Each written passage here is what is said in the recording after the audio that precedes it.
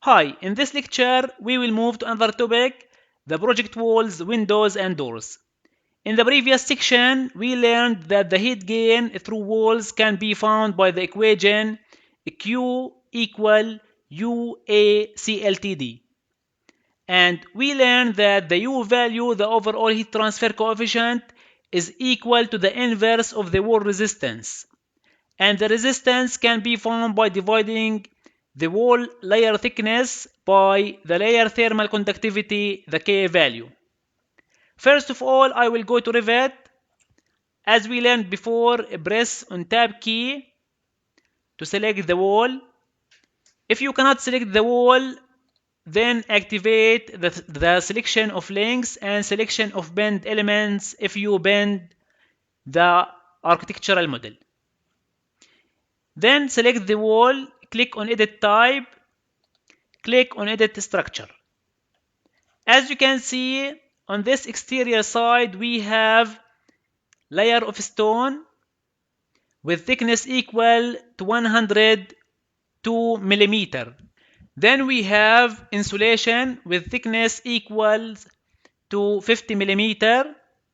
Then 215 millimeter of concrete. And on the interior side, we have 10 millimeter of gypsum board. Go to Hub and let's define the wall layers. I will name the wall project wall.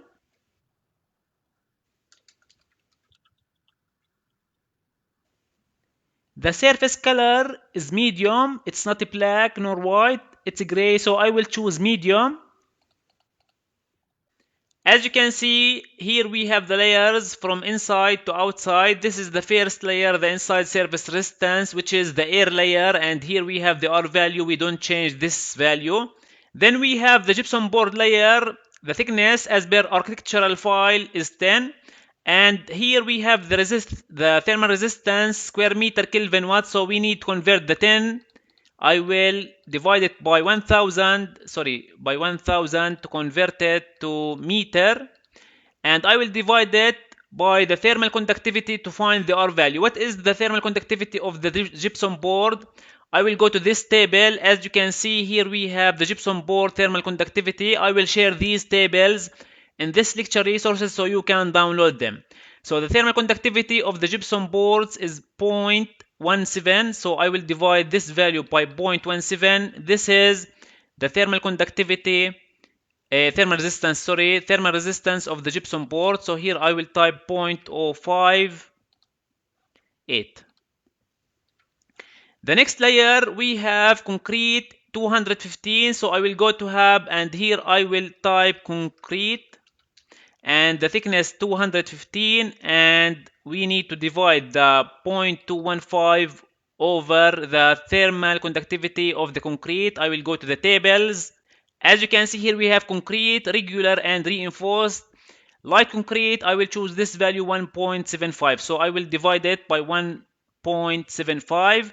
I will go to the calculator. I will divide by 1.75. So this is, as you can see here, I will add 0.122. Now we have the next layer. As per Revit, we have, as you can see, we have the polystyrene, the insulation. So I will go to Hub and here I will type polystyrene, and the thermal, the thickness is 50 millimeter, and here I will divide the 50 millimeter by I will convert it to meter, so 0.05, and I will divide it by the polystyrene thermal conductivity. As you can see here we have the polystyrene 0.03, so I will divide it by 0.03, and this is the thermal resistance of the polystyrene 1.667. And finally the last layer is the stone, so here I will type stone. And what is the stone thickness?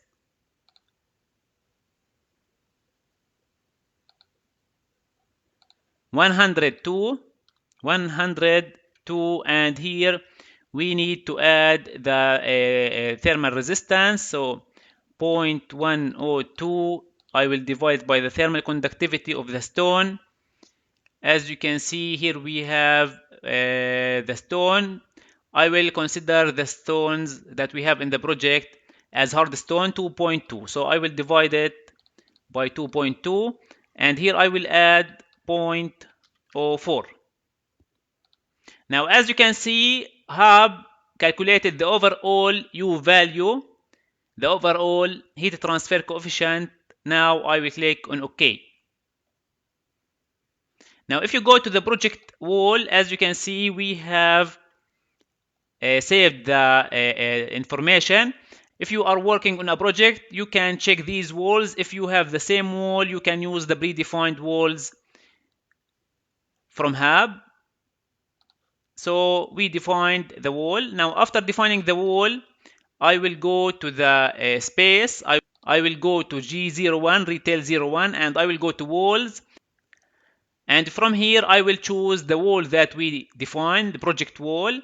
And from here, we need to choose the direction. As you can see, we have north, northeast, the sub direction, and we have the sub direction. So we have in Hub the direction, sub direction, and the sub direction, north, northeast, and so on and so forth. Now, how to know the wall directions in Revit? We learned how to set the rivet in the project coordinates. In the project coordinate system. Now I will go to the HVAC ground floor ducts to this floor. We need to load a simple family. How to load a family in Revit? Go to the Insert tab, go to Load Family, and go to the course folder, go to Revit Template Library, etc. Go to Library, and I want you to go to the annotations, and here we have this family, the directions, and click on Open. Now I will go to Annotate, and I will go to the component. As you can see here, from Annotate tab, go to Component. As you can see, we have the directions, and place it like this. So this wall is the west wall, and this one is the north wall of this room. So I will go to Hub again, and I will define the west wall. So I will go to Hub, and here we have the west wall. Okay, and as you can see, the project wall is defined, and we have another wall on the north direction like this. Now, what is the wall gross area square meter? I will go to Revit, how to find the wall total area. I will make a dimension from here, press on tab key to highlight the wall edge. As you can see, this is the length of the wall, 5.35 meter. And what is the height of the wall? We entered it before in the general data. This is 3.6, the height of the wall.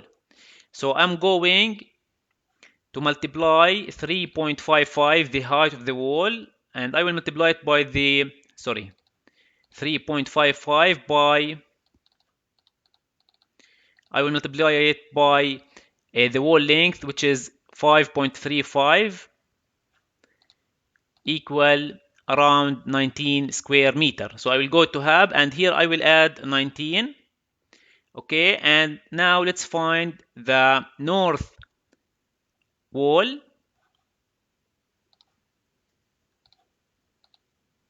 (6.8) and the same height, 6.8 by, I will multiply it by 3.55, 24 square meter, 24.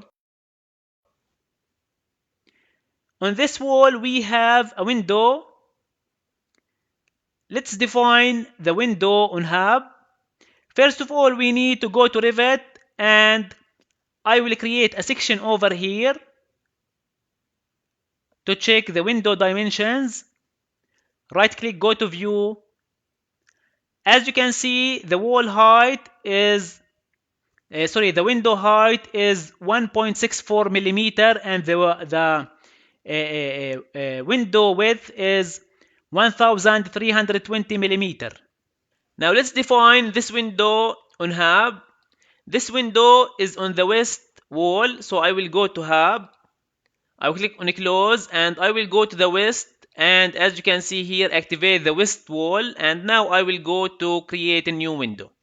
First of all, we need to enter the name of the window, so I will type project window. If you have more than one type of windows, so you can add 1, 2, and so on and so forth. In this project we have only one window, one type, so I will keep it project window. If you have detailed inputs for the window, like the frame, the internal shading type, and if you have information about the glass details, so you can add them. You can get these information from the supplier or from the architectural engineer. In this project, in our case, we don't have detailed input, so I will disable the option.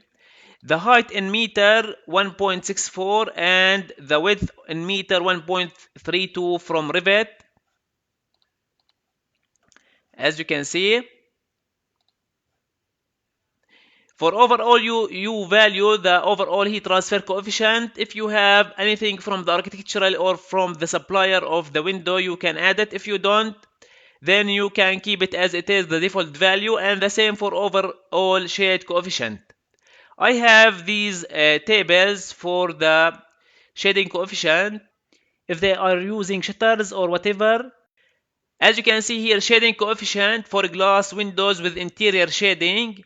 And here we have the type of the glass, and we can get the shading coefficient for the different types of glasses based on the interior shading. This one for the shading coefficient without interior shading, and we have these values, the shading coefficient. You can find these two tables in this lecture resources. I uploaded them on this lecture resources, so you can download them. As you can see, we have different values for the single glass, double glass, and insulated glass. You have to check with the architectural engineers the type of the glass. If it's single, double, or insulated glass, then you can get the value from this table. Usually we keep it as it is in Hub, we don't change it. I will click on OK. We define project window. So on the west wall we have project window, and the quantity, how many windows on the west side. We have only one on the west, and we have only another one on the north. So here we have one on the west and one on the north, and from here I will choose project window.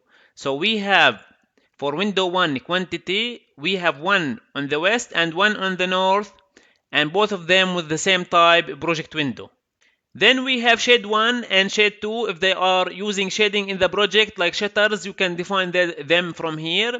If you have another type of windows in the project with another dimensions, you can define it from here. Then you can add the quantity from this box. And finally we have the doors. In this room, in retail 01 room, we don't have exterior doors, so I'm going to keep this box empty. We are going to see how to define doors when we calculate the entrance lobby load together. As you can see, we have two exterior doors. We are going to add them in this box. Now click on OK, and I will save the project. So in this lecture, we defined the project walls. From project libraries, you can reach the defined element. We defined the wall, and we found the overall heat transfer coefficient in watt per square meter Kelvin. Why the overall heat transfer coefficient is Kelvin or Celsius, it does not matter. Why? Because the equation is Q equal UA delta T. So if T2 in Kelvin and T1 in Kelvin, the difference between them will be same as if T2 in Celsius and T1 in Celsius. Click on OK. And from here, you can open the defined window from Windows. As you can see, we have the project windows, and here we have the entered data. In the next lecture, we are going to talk about roofs and skylight. Thank you very much, and see you in the next lecture.